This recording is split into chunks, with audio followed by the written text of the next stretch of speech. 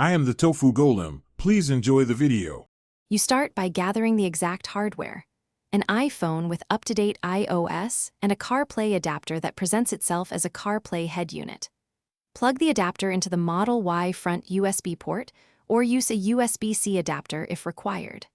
Once done, unlock your iPhone, turn off low power mode, and make sure Bluetooth and Wi-Fi are enabled on the phone. This minimizes connection issues and lets the adapter negotiate CarPlay immediately when pairing begins.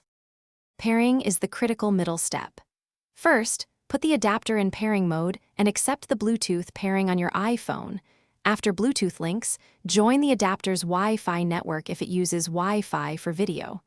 When your phone prompts to allow CarPlay, accept and permit any microphone or local network access. Then, on the Tesla display, choose the media or phone input that corresponds to the adapter, so the screen routes audio and touch signals through the device. This is how CarPlay appears. Finish by testing maps, music, and calls to confirm CarPlay is fully functional and responsive on the Tesla display.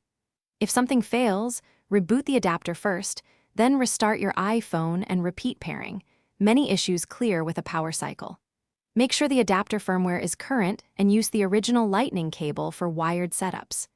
If touch lag or audio dropouts persist, move the adapter to another USB port or disconnect other USB devices to reduce interference. Thanks for watching. Consider subscribing if we helped you today.